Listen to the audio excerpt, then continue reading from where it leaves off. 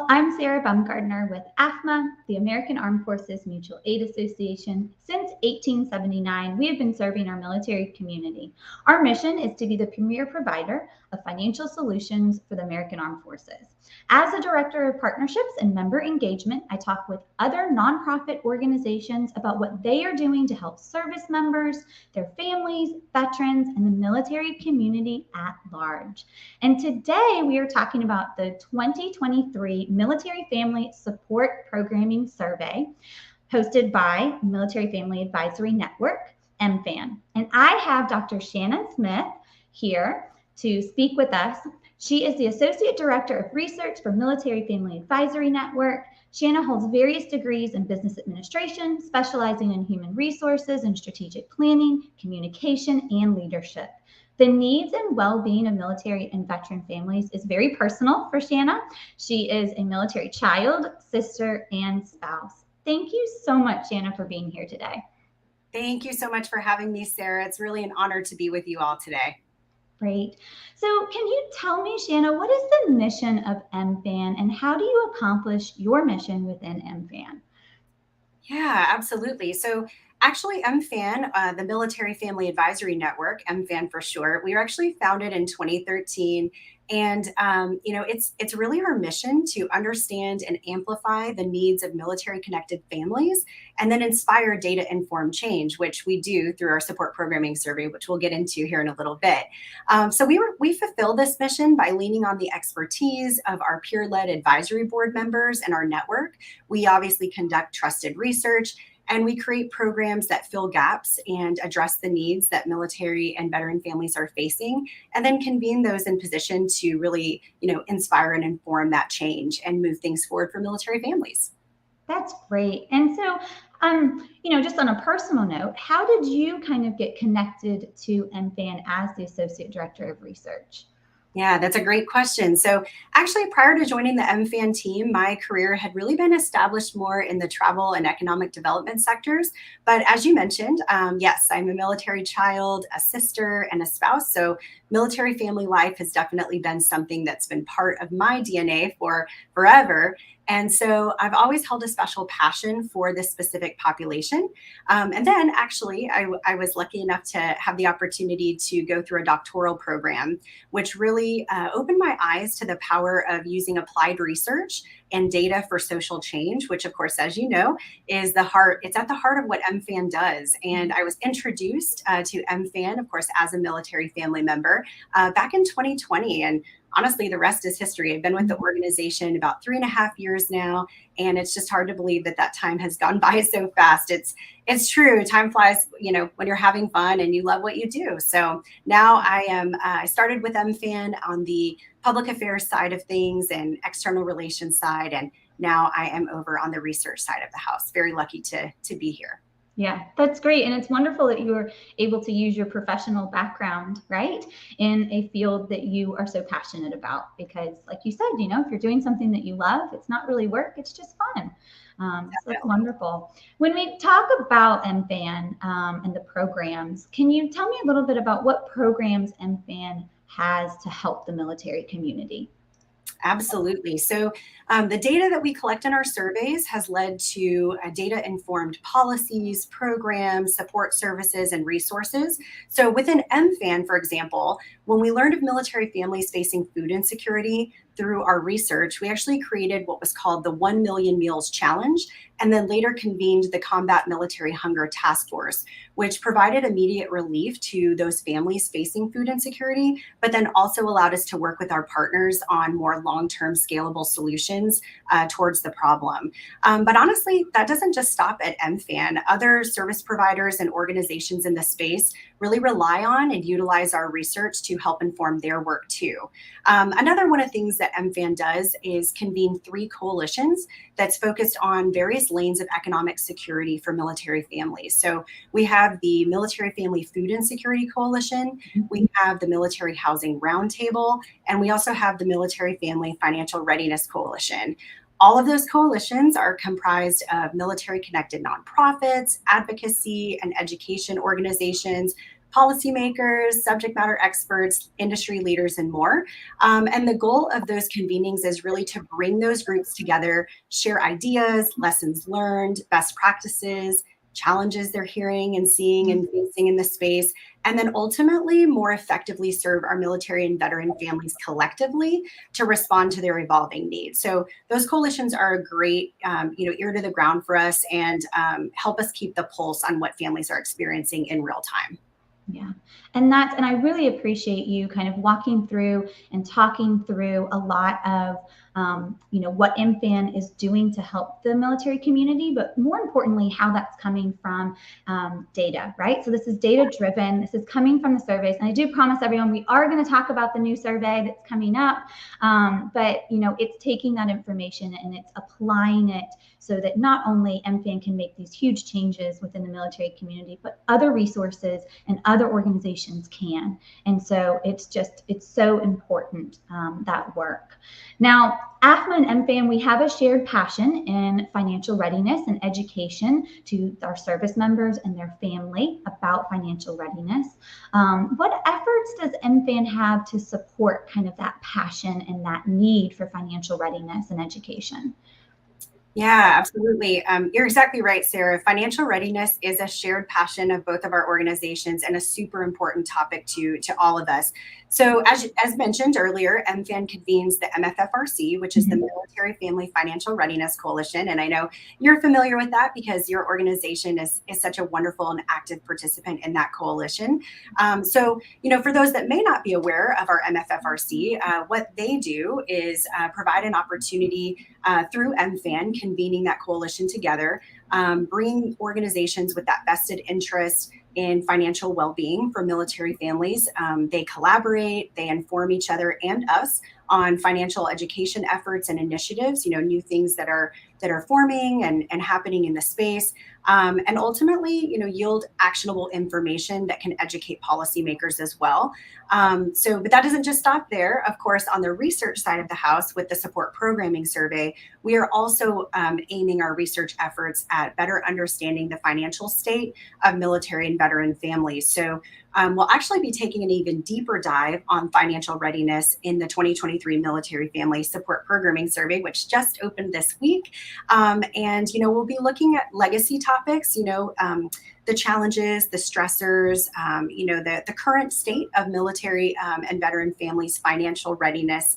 But then we'll also be looking ahead to see what are those families doing to think about longer term, retirement, legacy planning, and kind of digging into some deeper dive topics that we've not explored yet before. So we're taking a balanced approach to both, and we're really looking forward to hearing what our participants in the survey have to say. So we're anxiously awaiting for all of that data to come in and for our research team to get to work in analyzing it and hearing exactly from our participants.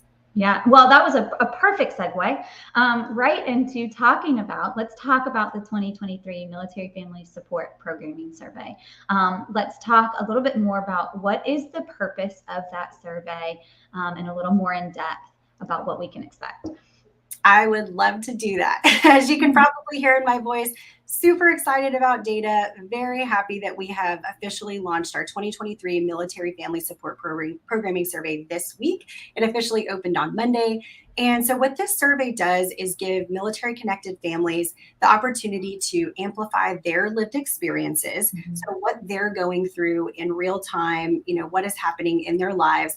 And they tell us in their own words and in their own stories. And that leads ultimately, as I mentioned, that MFAN cycle. We hear it directly from families. We, internalize that, we analyze it, and then ultimately we as a community can, utilize it to create programs and strengthen programs that exist out there that support families' well-being. So since 2014, MFAN has actually conducted this study to capture the diverse perspectives and gain rich insight into the support programming needs of service members, retirees, veterans, their families, and we really take a deep dive there. So how we do that is actually through a highly qualitative survey design.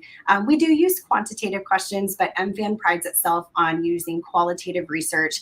And that way we're really able to hear directly from our respondents in their words of that lived experience. So it allows us to stay ahead of emerging trends that are happening in their lives, but again, take that holistic approach to creating meaningful, lasting change. So MFAN prides itself on that approach. And we also know that behind every data point that comes out of the survey, every story, there's a real military family with lived experience behind all of those data points. So we are grateful for the trust that our respondents have in MFAN, and are grateful for the trust that they have in us to allow us to share and tell their stories in their own words. So you asked a little bit about what does the survey include?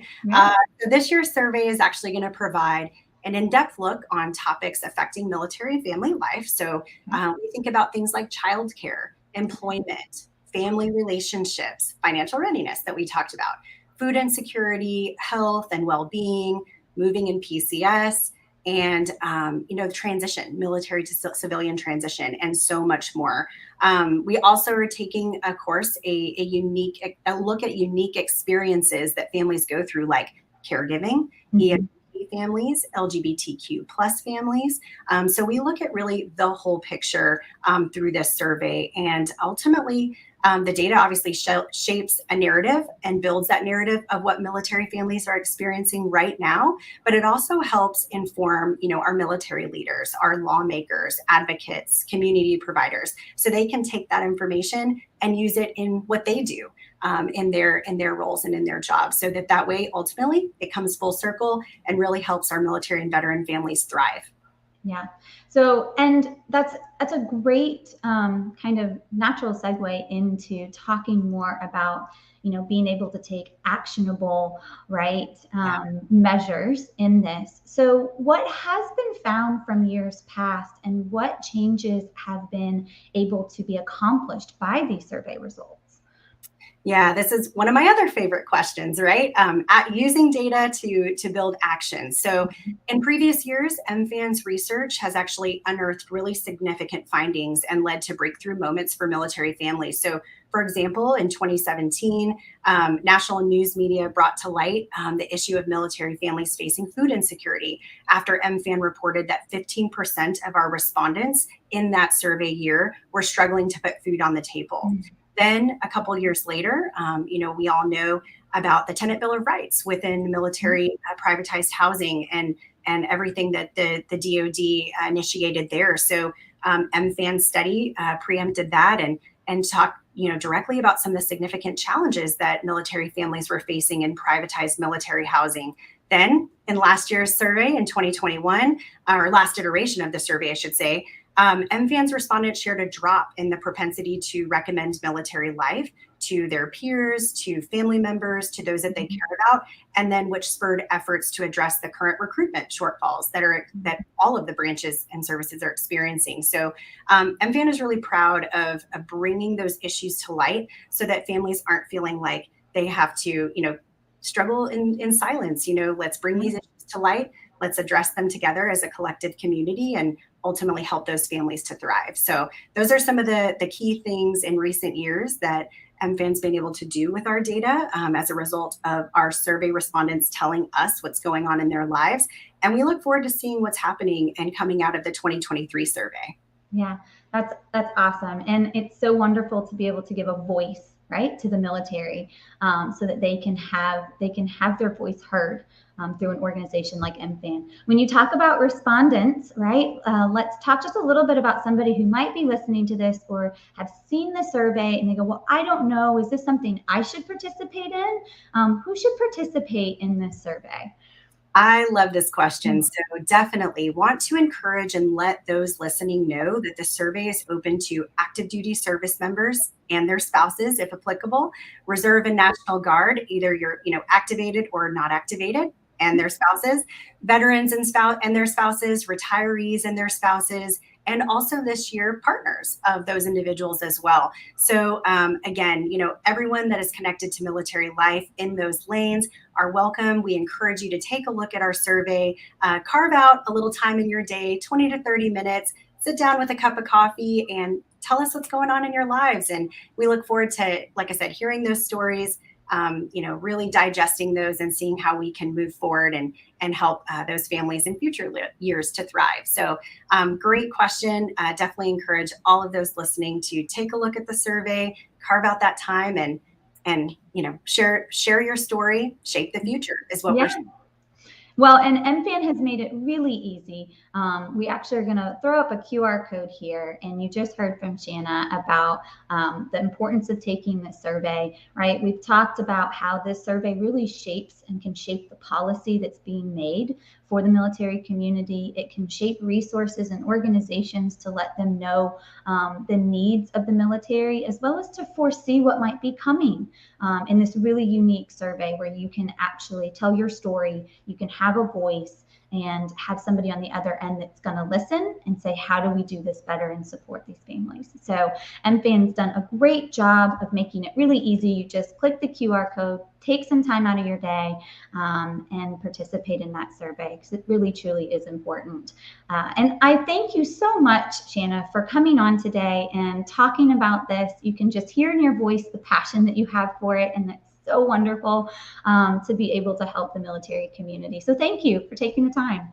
Thank you, Sarah. We really appreciate the opportunity to share more about our survey. So we're grateful. Thank you.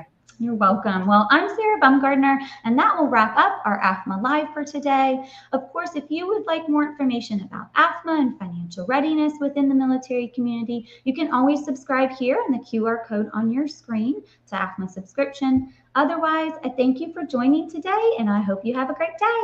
Bye now.